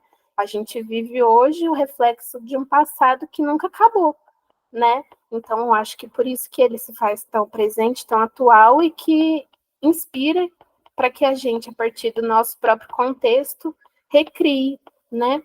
Crie enquanto seres criadores, né? Enquanto seres que não somente somos, não somente estamos, agora eu falei errado, mas do que a gente pode vir a ser, né? É isso. Isso, eu acho que tanto a Adriana quanto a Letícia, ao trazerem essas reflexões, vão compondo essa perspectiva que a gente trabalha do sujeito freiriano, que ele é constituído da sua história, da sua cultura, né, e que é importante, não sei se vocês lembram também, do professor Celso, que veio lá da Federal de Santa Maria, com um grupo de pesquisa dele, e aí, quando eles falaram dos círculos dialógicos formativos, lembra da metodologia de pesquisa? E eles até falaram, olha, a gente passou a chamar de autoformativos. Adriana, eu não lembro se você já estava nessa época do Celso, do professor Celso. E aí eu mesma questionei e falei, por que autoformativo se tudo que o Paulo Freire fala do sujeito, ele fala na implicação identitária nossa nesse contexto, assim. A gente não se exime de qualquer reflexão, a gente está dentro do processo, né? Por isso que para ele é tão importante, e aí eu acho que eu também já falei isso uma vez com vocês, assim, por que para mim foi importante fazer o doutorado lá na PUC? Porque a PUC, no programa de educação e currículo que eu fiz, a PUC de São Paulo, ela tinha um princípio, o princípio era, os projetos de pesquisa daqui necessariamente passam por uma reflexão sobre a prática. Eu não podia fazer um projeto de uma coisa que não era aquilo que é a minha reflexão sobre a prática. Eu tinha que ter uma relação direta com aquilo que eu faço, com aquilo que eu sou, com aquilo que eu penso. Esse era um princípio do programa. Então, você não podia ir lá querer estudar, por exemplo, sei lá, fazer uma reflexão de algo que estivesse longe da minha própria experiência como ser humano neste mundo, né? Então, isso eu acho que é um princípio freiriano importante. A gente não fala de, a gente fala com. E é essa ideia do conectivo, né, gente? Que aí também eu queria voltar para isso, assim. A ideia do ser humano nessa totalidade, constituído dessas histórias, se identificando no processo. Por isso que não é a pedagogia não é para o oprimido, a pedagogia é do oprimido, é porque nós estamos juntos, né? Nós não somos alguém que vai fazer para o outro. Estamos no processo, caminhando, né, aí usando o termo, mediando um processo a partir da nossa perspectiva, mas essa ideia da conectividade também, e eu queria só para passar para o Carlos aqui, sugerir para vocês, porque essa ideia do Paulo Freire conectivo, muita gente fala, eu, na verdade, até antes de ler o texto do Danilo Streck, vou contar para vocês que a primeira vez que eu tinha escutado foi com Moacir Gadotti, dizendo do Paulo Freire como esse ser conectivo. Mas agora eu já vejo que é muito mais gente que diz dessa dimensão, talvez, aí, encontrada no Freire, né, que é o ser de conexão, ou o ser conectivo. E aí tem que eu vou compartilhar aqui com vocês, que até virou livro, é a tese dele, do Jason Mafra, que também faz parte do grupo, e ele hoje é da Uninove, aquela que tem a cátedra, o Ricardo, a cátedra que chama Cátedra do Oprimido, se não me engano, talvez me faça, não é? Sim. Cátedra do Oprimido, que é do professor Romão, José Eustáquio Romão. e ele está lá desse grupo da Uninove. Inclusive, a gente não tem muita informação. Eles não são bons de compartilhar. A gente pediu, né? Porque o Ricardo, para quem não sabe, gente, o Ricardo faz uma pesquisa sobre as formas de organização das cátedras Paulo Freire no Brasil. E aí, a pesquisa dele de dissertação de mestrado é essa busca, e aí nós não conseguimos contato com a Cátedra do Oprimido. Mas o Jason Mafra faz parte de lá e escreveu a sua tese de doutorado, que o título é esse: Paulo Freire, um menino conectivo, conhecimentos, valores e praxis do educador. Que aí eu só queria encerrar, porque a gente começou falando das competências, habilidades como é que é? Competências, habilidades e atitudes, né, o chá. É muito falado, e aí só para a gente lembrar, né, eu costumo dizer e traduzo, e nem sei se estou aqui jogando para a gente pensar juntos assim, eu traduzo competências, habilidades e atitudes como saberes, que é isso que a Letícia falou, que a Adriana falou. Como que o Paulo Freire nomeia isso? Nomeia como saberes, saberes diferentes, saberes constitutivos do humano, que fazem com que cada ser seja um ser diferente do outro. Eu não gosto de traduzir isto como... não gosto desses termos utilizados, como o próprio Carlos já disse, da sua origem, inclusive do campo da administração, para tentar aí, né, gerencializar, operacionalizar, reduzir, trazer a lógica gerencialista para o campo da educação, que é uma perspectiva da década de 90, mas eu gosto de usar o termo que o Paulo Freire mesmo cunha, que é saberes. Carlos.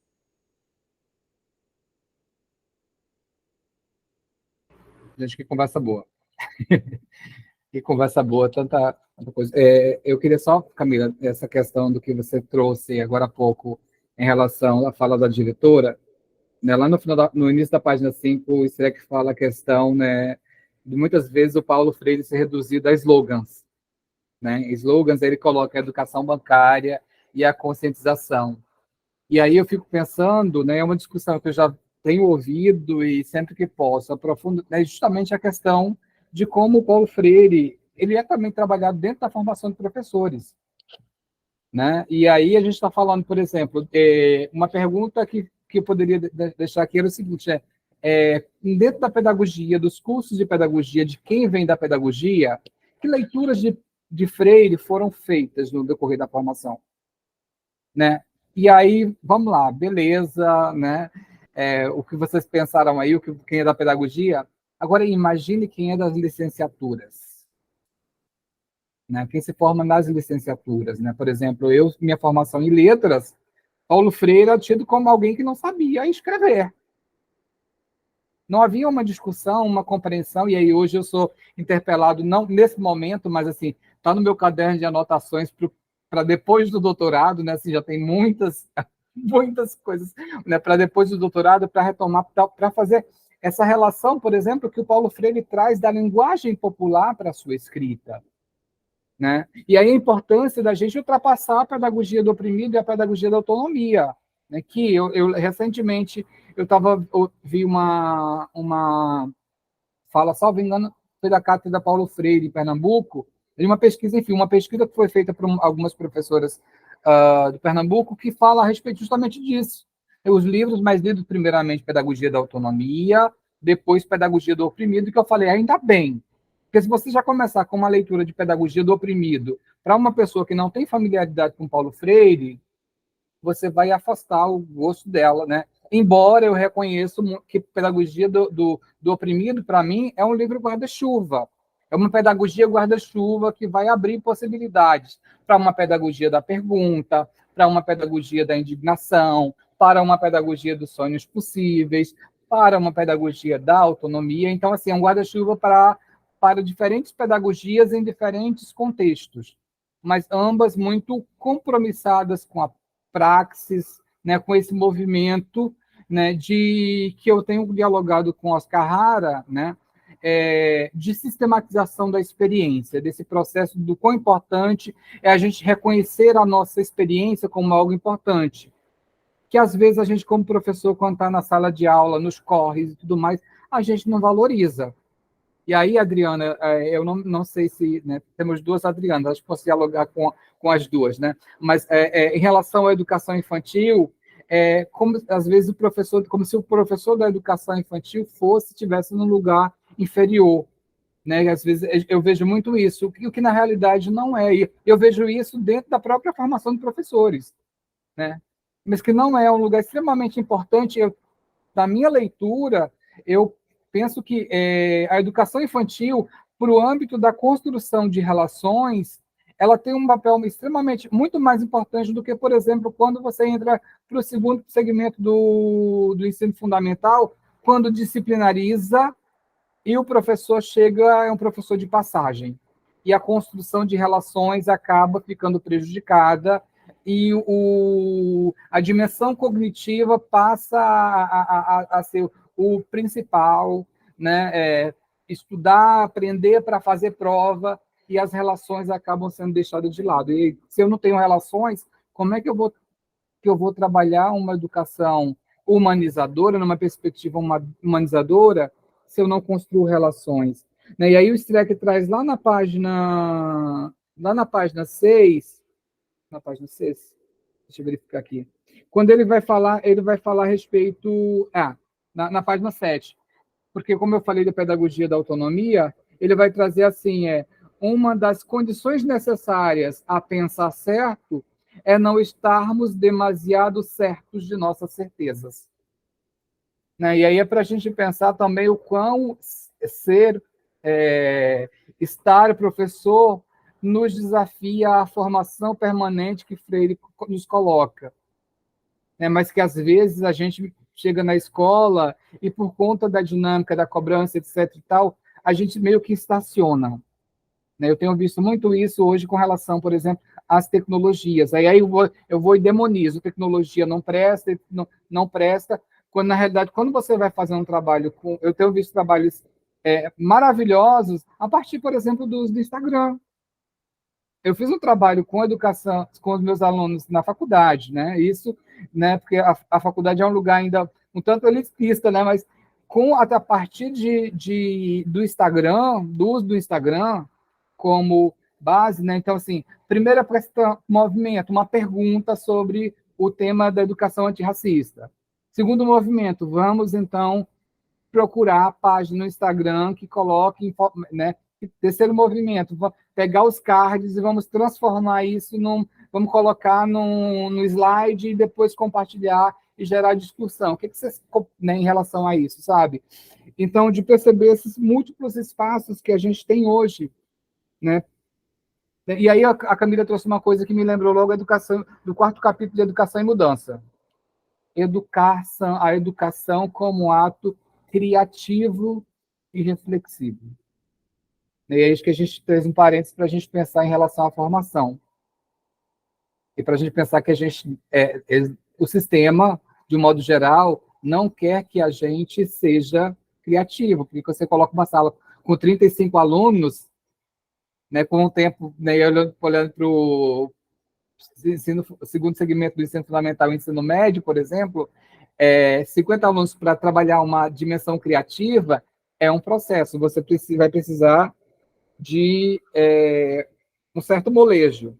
E aí, só para finalizar o que eu tinha colocado aqui, aliás, 2 pontos, é que eu acho que o Streck traz a questão do Paulo Freire como um pensador de transição, e eu acho que a gente precisa se compreender como professores e professoras de transição, sabe? Né, de que, ao tempo todo, nós estamos sendo interpelados a mudarmos, a repensarmos a nossa prática. E acho que Freire nos dá um exemplo muito grande quando ele traz os livros falados ou os livros dialogados.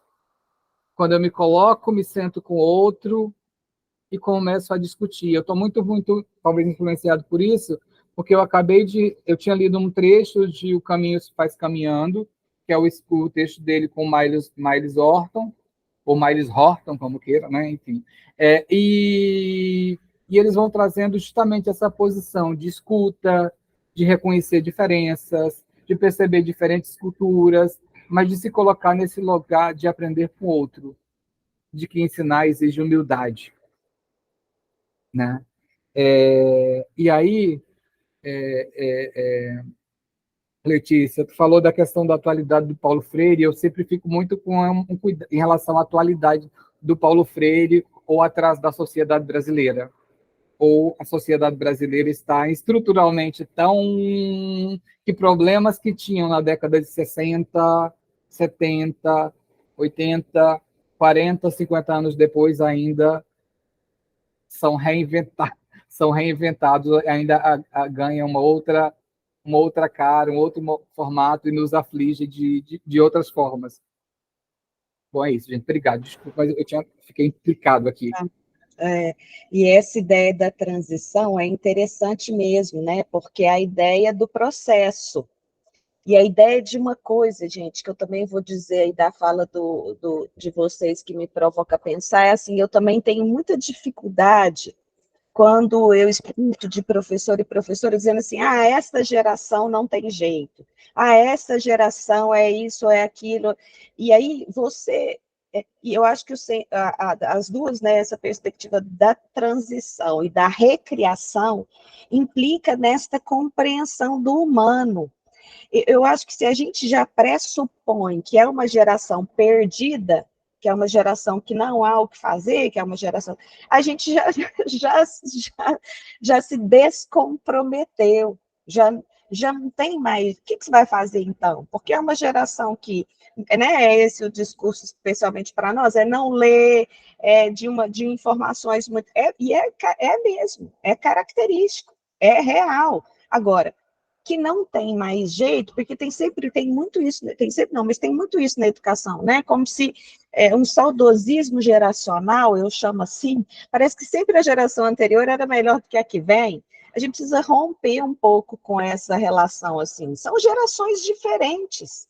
E as relações diferentes vão sempre exigir para a gente esse processo, e, portanto, este professor em transição, ou de transição, ou em mudança, né, que eu acho que são, aí, para mim, sinônimos desse processo. E eu queria, para a gente tentar aqui encerrar, né, que nós já estamos chegando no final, alguém falou isso, é verdade, que é o último encontro, pior que é verdade, a gente sempre fica com a sensação de quero mais, que isso é muito bom, que a gente sempre continua animados com os encontros do grupo. É a ideia que eu achei que o Danilo termina, com essa ideia do Paulo Freire, com seu pensamento largo, como é que ele diz? Largo, Paulo Freire é de ideias largas e profundas. Eu gostei demais disso, porque imagina que ele feche dizendo isso para dizer o seguinte, aí que eu acho que o Carlos me deu essa ideia da humildade, que é um pouco isso. E eu acho que o Círculo tem essa compreensão, né? Entender Paulo Freire significa entender as ideias largas e profundas do Paulo Freire. Não vamos tentar classificar, enquadrar, modelar, reproduzir, dizer que é um método e dizer que a gente pode fazer porque a gente tem um estudo. Então, é o cuidado que a gente tem quando a gente vê que as ideias do Paulo Freire são maiores do que a gente pode imaginar, né? Quando a gente começa a ler aqui coletivamente, a gente vê isso, como é que... Então, é uma aprendizagem infinita, porque seres inacabados, né? Faltava essa compreensão aí do humano freiriano, que ele fala do ser inacabado, que faz com que a gente se entenda na compreensão contínua, sistemática, permanente do que é o pensamento freiriano. Adriana? Não, é só para uma pergunta para a gente refletir, o Carlos já até meio que respondeu aqui para mim. Quando a gente fala da sua provocação, né? Essa geração que não tem futuro, mas qual é a geração? É essa ou é a nossa que é reflexo da nossa? E que nós também somos reflexo da anterior.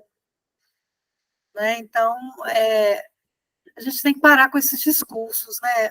Para mim, isso é desculpa, sabe, Camila? Desculpa de tentar justificar algo que precisa ser feito e que a gente não quer fazer. A gente tem que parar com isso. E, assim, por ter filhas nessa idade, eu aprendo muito com elas. E elas rebatem, né, quando eu as provoco, no sentido assim, mas é porque a sua geração, e elas me devolvem, né, que nós somos reflexos da sua geração. Como assim você foi reflexo da geração dos seus pais, né? E aí, de novo, qual é, então, de fato, o efeito disso nas próximas gerações? Aí eu me remeto de novo à infância, né? Aí o Carlos fala da própria condição do professor da educação infantil, ele se sente assim, viu, Carlos, o tempo todo, sem esperança, desesperançado, de como se ele não fizesse parte do processo educativo. Né? É aquela sensação da babá de luxo, né? Eu ouvi essa semana isso de uma professora. Eu me sinto, às vezes, uma babá de luxo que é mal paga, que é pior. Só tem a sensação, mas não é valorizada. Então, eu acho que a gente precisa pensar mesmo o que, de fato, quando a gente fala de Paulo Freire, na formação, né, é pensar o que está sendo ensinado de Paulo Freire nas licenciaturas, efetivamente. São muitos desafios, né?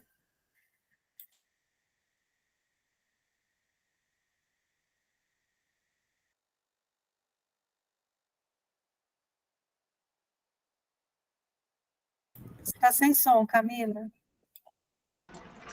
Desculpa, eu fui pegar uma coisa ali que eu queria ler para vocês e pensando que os desafios estão colocados aí para nós, até pensarmos, e não sei, Carlos, se já registrou, a Karen, a pesquisa dela também é sobre isso, assim, ela pegou as federais mineiras para ver aonde estão ou estariam as contribuições de Paulo Freire nos projetos pedagógicos dos cursos de pedagogia, para identificar isso, né, Adriana? Como é que nós, na formação, ontem assim, eu acho que, não sei se também todo mundo sabe, eu agora estou coordenadora do curso de pedagogia, então, ontem recebi uma estudante portadora de diploma, então já é o seu segundo curso superior, e ela dizia assim, professora, eu ainda não sei quem que é Paulo Freire, eu vou terminar o curso de pedagogia sabendo? Eu falei, não sei. Doeu na alma, né, Camila, essa pergunta. Ainda para mim, eu falei, Jesus, mas enfim, é isso, assim, porque e de verdade, gente, eu terminei a defesa lá do memorial, quando eu terminei dizendo o seguinte, eu acho que a universidade pública tem o dever, o compromisso ético de colocar nos seus cursos de formação de professores e professoras da educação básica uma disciplina sobre Paulo Freire. Eu acho que sabe quando a gente faz política de recuperação? É política de recuperação de história. Nós tivemos o autor perseguido, exilado, que podemos até dizer que essa é uma justificativa para um tempo, mas agora não tem mais essa justificativa. Qual é? Por que a universidade não assume essa questão? Então, eu acho que isso, para mim, é uma necessidade. Assim. Mas, Camila, rapidinho só. E ainda tem a questão de quando oferta uma disciplina, você escuta dos alunos assim, isso é um professor, isso aqui é ser um professor freiriano? Eu vi duas situações, um a nível de pós-graduação e uma essa semana. Que assim, eu fico muito preocupado, porque assim, tipo, é justamente a contradição. Freire fala tanto do exemplo, né, sabe, do exemplo né, e aí as pessoas ficam trabalhando, defendendo Paulo Freire, etc e tal, mas com um comportamento talvez academicista, não sei se eu posso dizer academicista, né, mas um comportamento, uma prepotência que é incapaz de trabalhar isso humano. Então, o que afasta as pessoas, né? Se a pessoa, olha, mas se a freiriano trata desse forma, imagina quem não é. Sabe? Era só um parênteses, porque você me trouxe. Me lembrei de um áudio que assim, foi um áudio de quase 2 minutos e meio que eu recebi anteontem, que eu fiquei sem palavras. Eu fiquei, o que eu vou dizer? Né? Eu falei, só que acolhia. Eu falei, eu acolho tuas palavras. Né? Eu acho que a gente tem um desafio de pensar, de olhar para nós mesmos e não reproduzir essas práticas. A resposta que eu tive, pois é, eu tenho muito medo de passar a reproduzir isso. Sim, que aí eu lembro da entrevista com a Fátima Freire, e ela falava isso, né, que teve uma vez que ela foi numa palestra e a pessoa dizia que ia falar do Paulo Freire.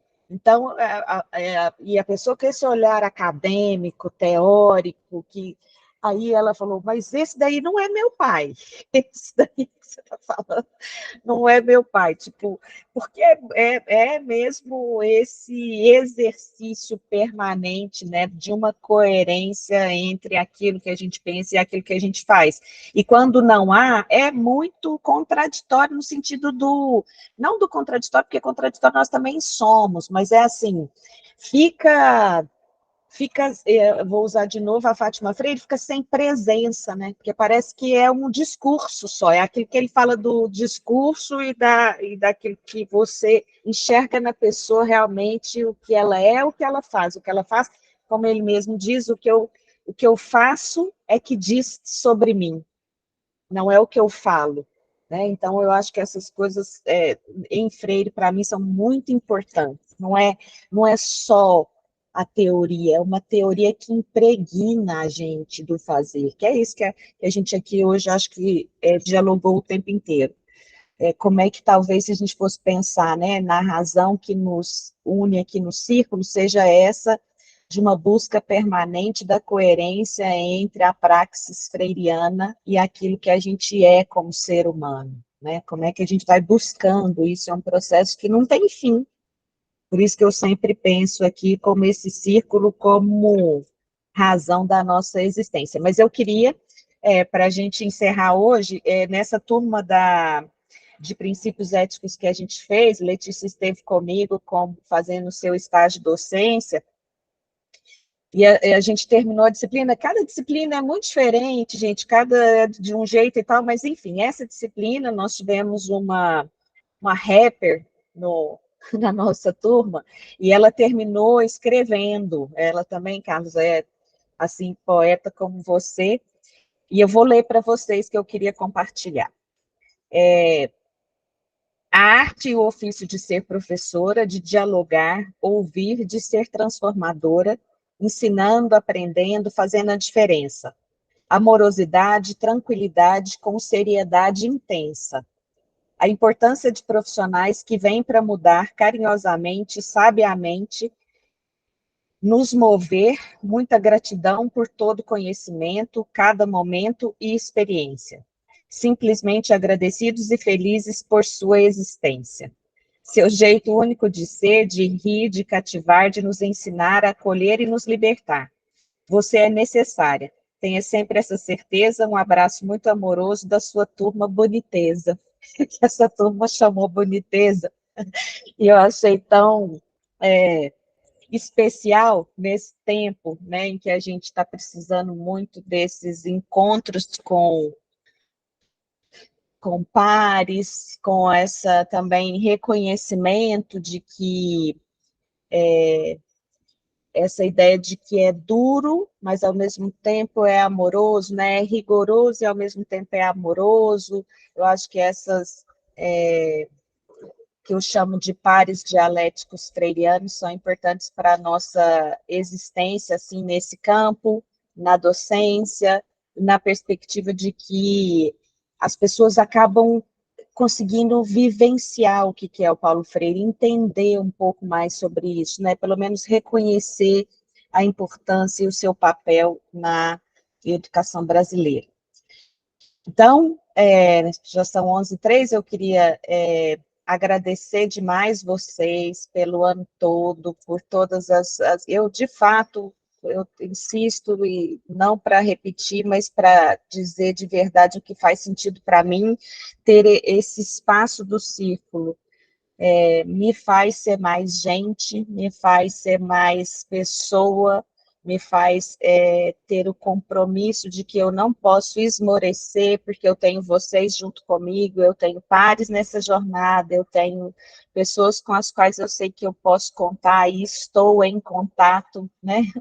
E que não me fazem perder a dimensão humana do ser, assim. Então, eu agradeço demais, reafirmo a meu desejo, minha vontade, a minha necessidade de continuar com esse círculo, porque ele me preenche e faz importante nessa minha trajetória. Não sei se vocês querem falar alguma coisa, e a gente vai, então, para quem está, né, nós nos despedindo desse ano, mas eu vou encaminhar o e-mail do encontro, que vai acontecer em dezembro, quem puder participe conosco desse encontro lá na Federal de São João del Rei, vai ser online, então a gente pode participar, no sábado também, então, eu só não sei ainda o horário, mas a gente pode participar aí como grupo e se encontrar lá também. Se não, geralmente a gente dá, né, de descanso janeiro, aqui na UF nós vamos trabalhar, a gente começa dia 8 de janeiro, então já estarei iniciando um semestre na universidade, mas a gente geralmente deixa janeiro como férias do círculo, e a gente retoma em fevereiro, aí eu já mando para vocês as notícias, os formulários e tudo que a gente tem que fazer para se organizar em 2024. E eu ainda queria, porque, gente, essa semana, eu não sei se vocês viram o prêmio Multishow, eu sou uma pessoa que gosta muito desse movimento e assisto já há alguns anos também, e eu estou apaixonada por aquele disco do Xande de Pilares que canta Caetano, eu não sei se vocês viram, mas tem uma música que chama Gente, do Caetano, que eu queria, para a gente finalizar aqui hoje. Antes, eu queria pedir para vocês abrirem as câmeras para a gente tirar a última foto do ano, para a gente registrar nosso encontro. Isso, eu vou parar aqui a nossa gravação.